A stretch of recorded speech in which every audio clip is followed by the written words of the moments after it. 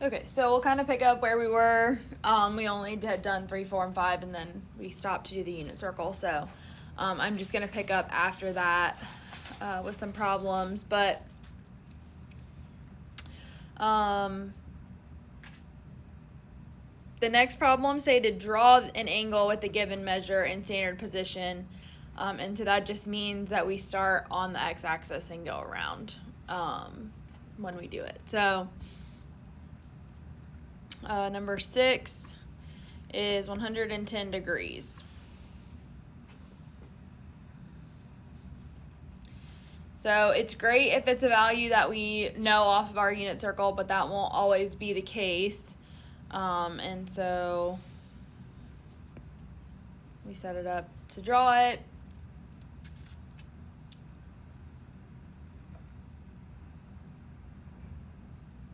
So we always start here and we go counterclockwise.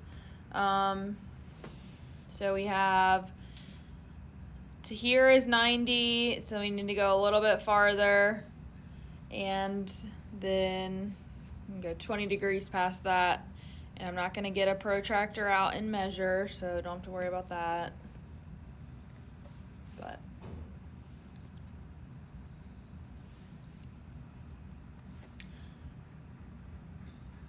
it's kind of just like a estimation, more or less, of where it is. Let's see. I'm just gonna do this one here. Number 8 is 450 degrees.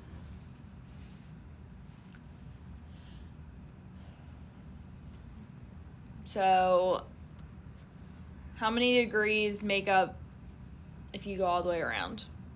360. 360. So obviously 450 is bigger than that, so I know I need to go one time all the way around, and then how much farther do I need to go? 90 degrees. 90 degrees more.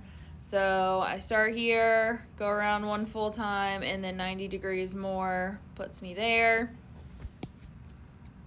So then that angle is equivalent to a 90-degree angle.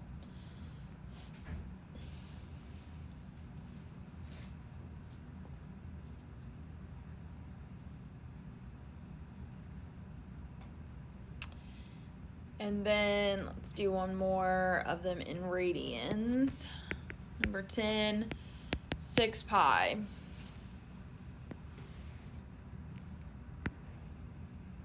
So in radians, how many times is all the way around? 2 pi. 2 pi. So if that's 6 pi, how many times am I going around? 3 times. 3 full times. So I've got 1 pi, 2 pi, 3 pi, 4 pi, 5 pi, 6 pi. So that's equivalent to 0 or 2 pi. Any questions about those, or we're drawing them? Anything? I'm going to do one more drawing one that's going to be a little bit different. It's an odd one, but I just want you to see it. Number 11 is 5 pi over 18.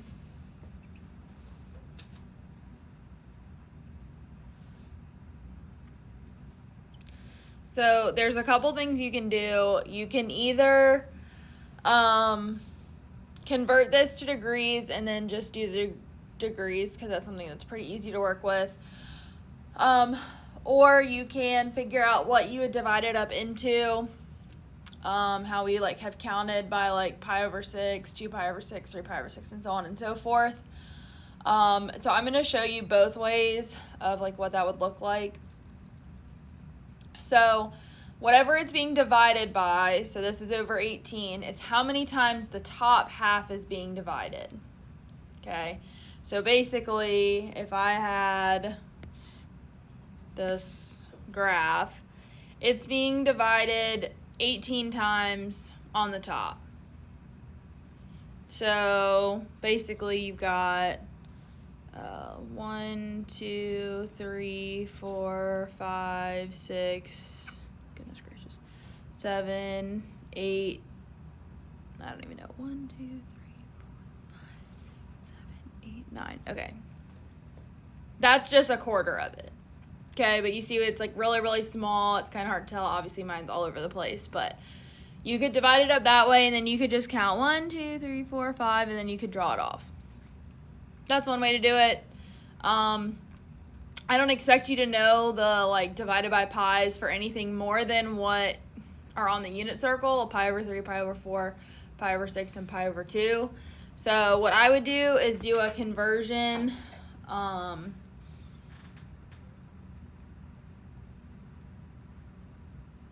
So we'll just get a jump start on conversions because that's later in the section, but y'all should have the formula for it already. Do you remember what the formula is to convert? Or what the conversion factor is for degrees to radians or vice versa?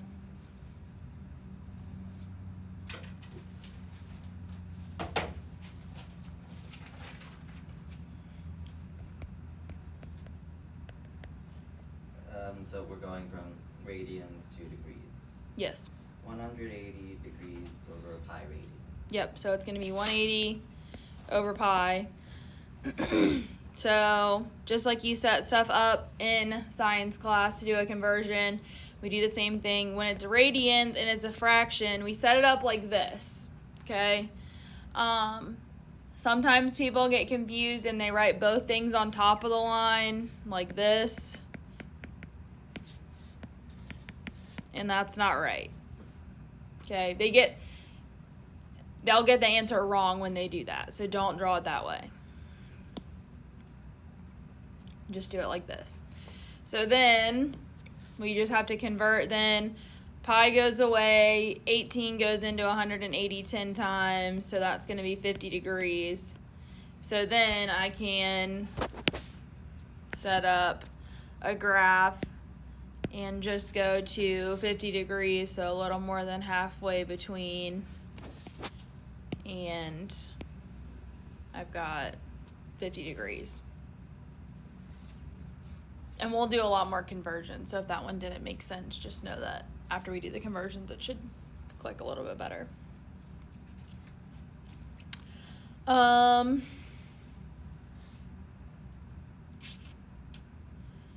see. Okay, so the next problem say to find one positive angle and one negative angle that are coterminal with the given angle. So coterminal means equivalent to. Okay, so we want a positive one and a negative one for each of them. So I'm looking for coterminal angles. A positive angle and a negative angle.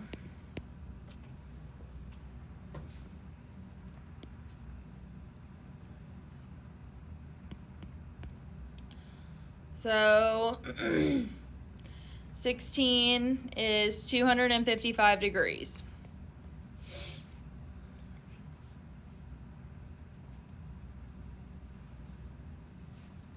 Now, I don't think off the top of my head that that's one that's on our unit circle. It's not.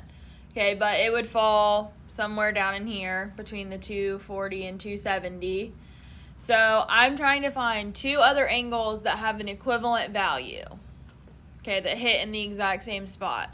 So if I need to get back to here, what do you think I need to add or subtract to get back to this position?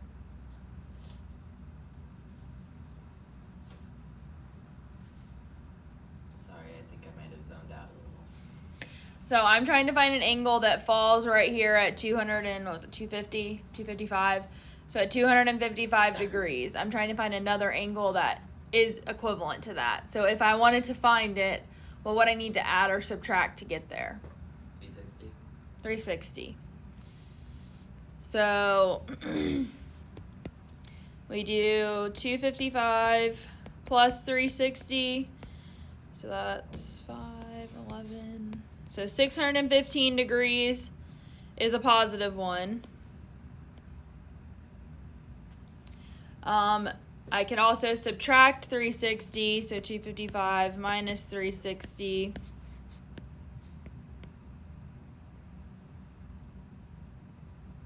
I need to do this the other way. And you would technically have your calculator, so you could, do it that way. But 360 minus 255 And then the answer is just going to be negative.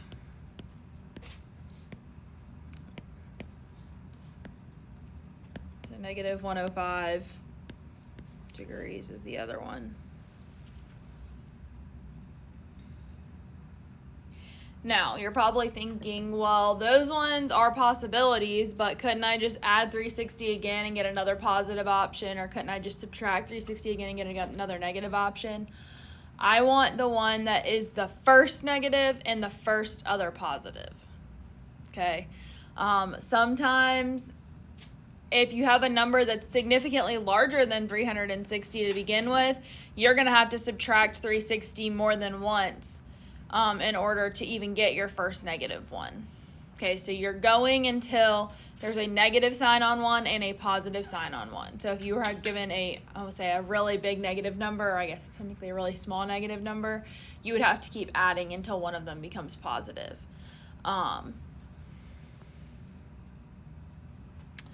Let's see. I think maybe this next one will be a example of that. 18. 820 degrees. So, with this one, you have a couple options, okay? 820, you can add 360 and get 1,180 degrees. You can also subtract 360 degrees and get 460 degrees. I can subtract 360 again from 460 and be left with 100 degrees. I still haven't gotten a negative one yet, though, so I'm going to go again. So 100, well, I'll do 360 minus 100 and then put a negative sign on it. So it'll be negative 260. So that's my first negative one, and I say the first positive one, but in this scenario, I would take any of these three options to be your positive one. Okay? You would not have to list them all. Usually I tell people, if you're given a number that is bigger than 360 and you know you're already going to have to subtract twice because in order to get down to your negative one, don't add 360 to begin with because it's just more work. I could have gone without ever doing that first one and I still would have had two possible positive ones. So in that scenario, I would take any of those three as your positive one. Okay? I do want you to show me how you're going to get your coterminal angle, even if you use your calculator to like type it in. Like at least show me that you're adding 360 or that you're subtracting 360, but you can, not that this is any hard math by any means, but at least show me that you know what you're doing, I guess is what I'm saying.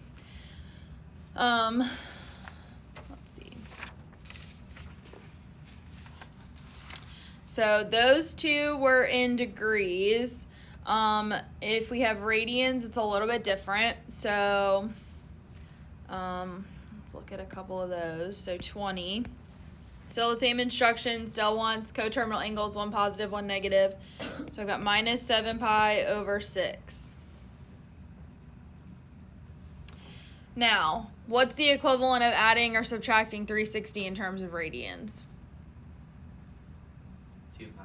2 pi. Okay, but I have a fraction, so if I'm going to add or subtract 2 pi, what am I going to have to do? How do I add or subtract fractions? Or what I need for that, I guess. Would you do 2 pi over 1? And okay, I'll just say 12 pi over 6. Okay, so I need the common denominator. Yeah, So you need to convert it so that you have that. So this one is going to be plus or minus 12 pi over 6, which is the equivalent of 2 pi.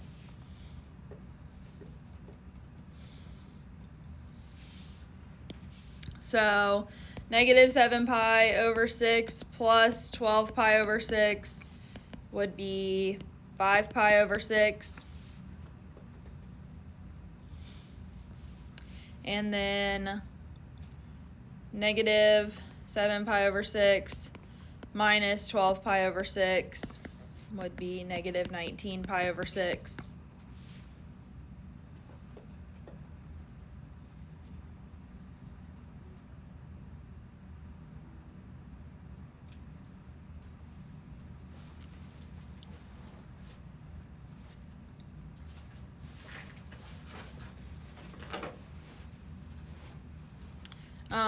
Let's see, 22,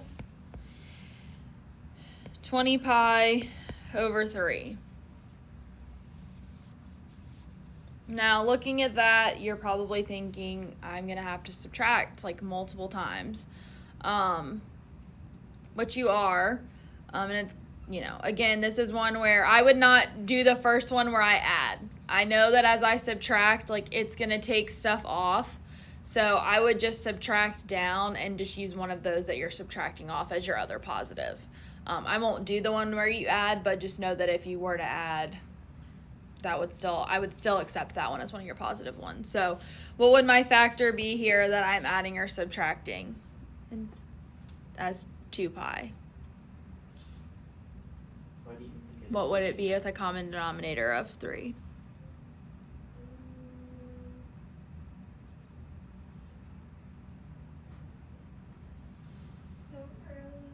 Do you want me to say it? Yes, please. 6 pi over 3. Yep, plus or minus 6 pi over 3.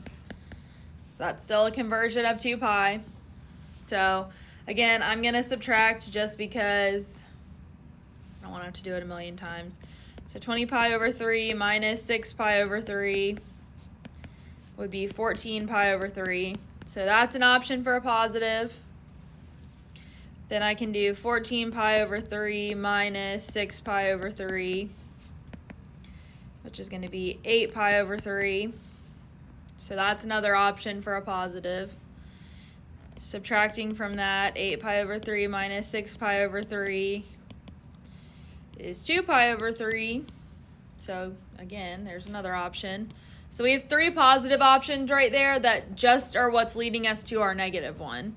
And then 2 pi over 3 minus 6 pi over 3 is going to be negative 4 pi over 3. So you have your negative option, and then you have options for your positive one here. It can be any of these. Now, for reference, when you're checking in the book, they're going to typically use the least positive one, if that makes sense, and then the first negative one. And if they started you with a negative value, they're gonna, again, use whatever the first positive is and stuff like that. So I don't want you to be like, well, I'm just enjoying subtracting 6 pi over 3, so I'm gonna wait until I get down to like negative 16 pi over 3 and tell you that's the answer. I'm not gonna, I don't want that. Now, if you've shown me all this and you're like, I'm bored, I'm just going to keep doing them, that's fine. But I need the one that's the first negative and the first positive, if that makes sense, depending on what you start with. But again, I would take any of those 3 as your positive option. Or, 26 pi over 3 would have been another option if you had added to begin with.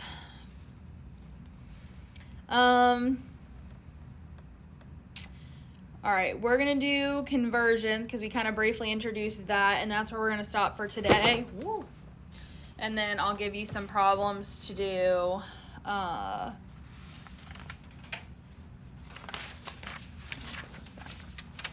Give you some problems to do first, and then we'll go from there. Tomorrow, pick it up. So these are convert from degrees to radians, or radians to degrees.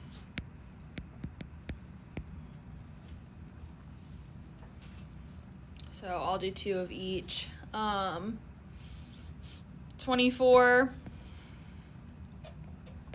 315 degrees. So we always start with what they give us in the top left corner. Okay, and again, if it's a fraction of, for radians, obviously the denominator of the fraction goes in the bottom, but for degrees, goes in the top left corner. I need degrees to cancel, so you always remember If you want the symbols to cancel, then they need to be opposite. And then we just have the pi up top. Now, your answer should always have a pi left in it if it's radians. Okay, don't multiply. Let me rephrase. Don't multiply the pi through it. Okay, leave it as whatever pi. So, I'm going to see what this reduces down to. And I usually end up just grabbing my calculator and looking and seeing what I can take out of both things until you get pretty familiar with them, and then it just kind of makes sense. But like I'm going to try to take out, see if a 15 will come out maybe. So 315 divided by 15 is 21. So I could reduce that. So that would be 21, and 180 divided by 15 is 12. But that can still reduce. I can take a 3 out of both of those. So then that would become 7, and that would become 4. So then that's going to be 7 pi over 4. And you don't actually need to write radians because you have left the pi there. The pi being there indicates that it's in radians. When we get later on in sections, there's going to be problems where the pi won't be there, but the answer will be radians, and at that point you need to write radians at the end of them. But those are going to be stuff that later comes off the calculator when we get there, and I'll explain, you know, when you need to write it and when you don't. So, all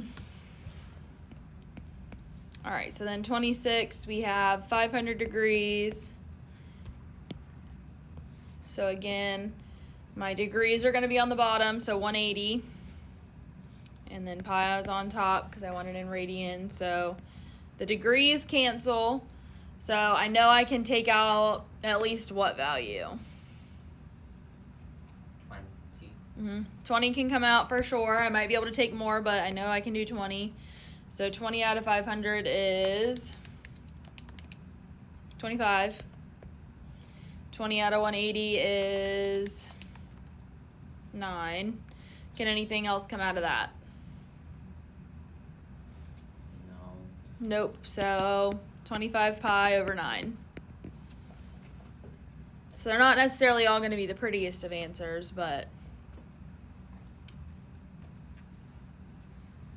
and just if you have a decimal when you're converting radians to degrees, just round to the nearest whole degree for those ones. Not sure that any of them are actually going to happen that way, but if it were to happen, that's what I would want you to do. All right, so let's do the other one. So these ones are going to be negative pi over 4. So again, it's a fraction, so the top is going to be negative pi, and then 4 on the bottom. I want my pi's to cancel because I'm trying to get to degrees, so pi goes on the bottom.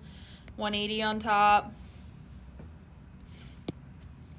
So pi cancels. Don't forget about this negative sign though that's out front. So I would usually go ahead and write the negative at the end even before I reduce. Let's see, 180 divided by 4 is 45. So 4 goes into 180 45 times, so negative 45 degrees is the equivalent. Now, for the sake of this section, I would like you to actually show out the work for it, but negative pi over 4, I don't know how much you've looked at your unit circle since we did it on Friday, but not that I'm expecting that you did, but if you got bored over the weekend, I don't know, maybe you did. But maybe you would have realized, well, I know pi over 4 is 45 degrees, so if it has a negative sign, it would just be negative 45. Maybe that was your thought process, maybe it wasn't. But that would have technically been okay. You would have known what it would have gotten to, but I want you, while we're actually specifically needing the conversion, I would like you to show the conversion, how you're getting there. And then one more, 14 pi over 15. So 14 pi's on top, 15's on the bottom. I just made that line so long. So, again, it's going to be pi on the bottom and then 180. Pi's cancel. Let's see, we already said 15 goes into 180 12 times, so get rid of that. So now I have nothing left on the bottom, so I just need to multiply 14 times 12, and that is equal to 168 degrees. So I think most of these work out so that they're just a nice whole number to begin with, but again, if it does go to a decimal, just round to the nearest whole number. Any questions about these ones? Anything? Comments, concerns? The ones that we'll get into tomorrow, we'll do some stuff with arc length and area of the sector, and then what you should have the formulas for with that, and then we'll do some stuff about evaluating the trig function. They say with a calculator if necessary, but I say the calculator is not necessary because they're known values off of the unit circle for all of them except like 2, and so you don't need it. But anyways, so problems so far. I need to look up thunder. Look up and see.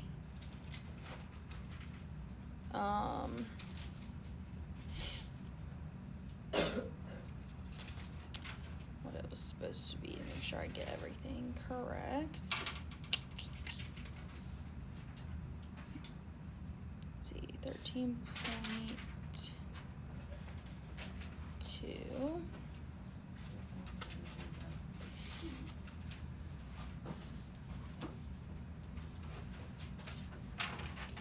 Let's see.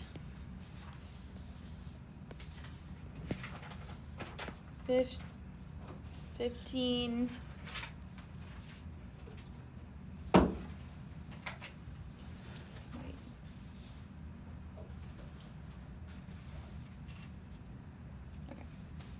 15, 17, 19, 21, 25, 27, and 29 for right now.